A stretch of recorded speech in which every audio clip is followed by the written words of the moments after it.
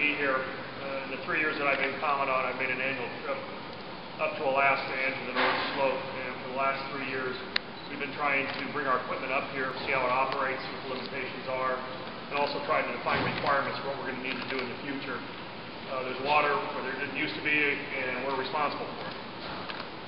The assets you see behind you have been deployed up here, and we need to have a very critical analysis of whether or not they're actually adequate to the task.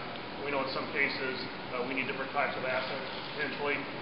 We have challenges up here with navigation, communications, and other things, but we don't know exactly what we need until we get up here and we actually test the equipment with our people. What you see here before you is really Team USA.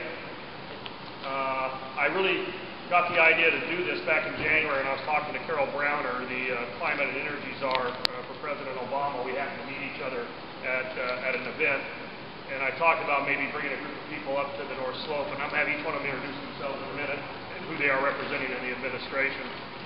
I thought it was very important that we take the whole of government approach to what's going on up here. The Coast Guard has a large role, of course, but we've been here since Alaska was acquired, and the Revenue Cutter Service first brought help and assistance to the natives that lived up here.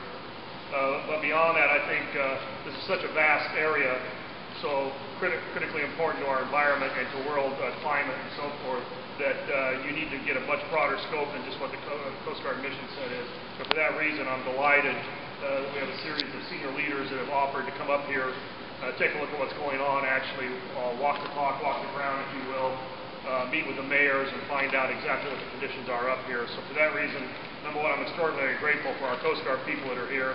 And Rear Admiral Chris Coleman, who's the new 17th District Commander, is with us. He relieved Admiral Gene Brooks just a few weeks ago.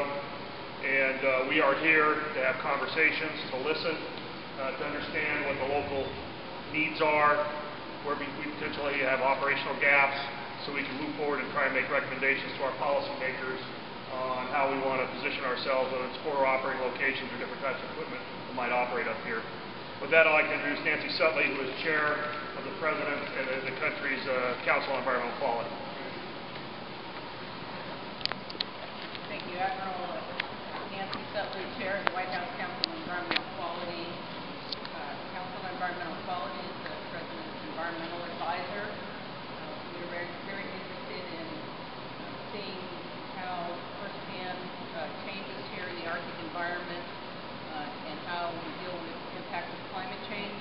I also am chair of the Ocean Policy Task Force. The President asked the Ocean Policy Task Force to develop recommendations on ocean policy, the Arctic being an important part of that.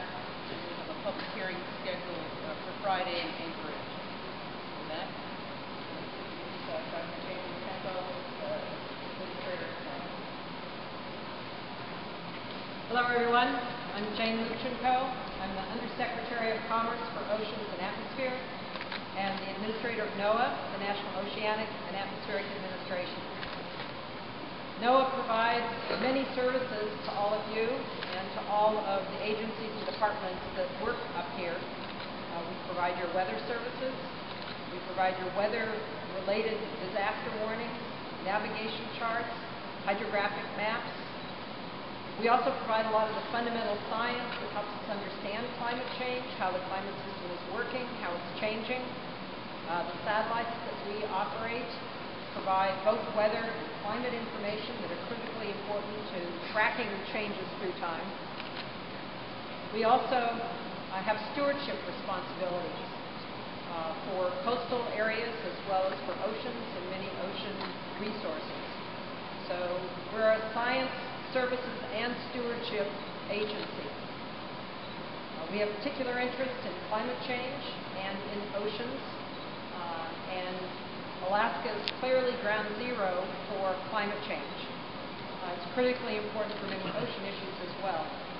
So we are here, along with Team America, to see, to listen, and to learn about the changes that are happening, to talk with people about how those changes affect them and what kinds of things need to be done to adapt to climate change, as well as have ocean policies that are effective and efficient, that work for the common good and for the long term. And with that, I introduce Heather Zichal, Heather serves as part of the team in the White House on climate and energy. Heather? Hi, I'm Heather Zichal, the Deputy Assistant to the President for Energy and Climate Change.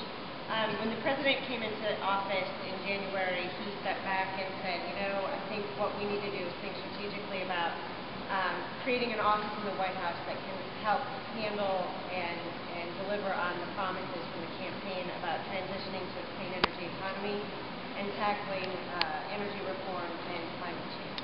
So I work with Carol Browner, the czar, in the White House, and we are up here meeting with people, understanding the challenges, and taking that information back to Washington to inform our decisions and discussions as we move forward. I think as many of you have heard from the President, he very much views climate and energy policy as something that's interconnected with our economy, our national security, and our environment, and something he's very committed to. It's at the top of his agenda, and it's a tremendous honor to be here and learn directly firsthand about how these decisions are going to affect Alaska going forward.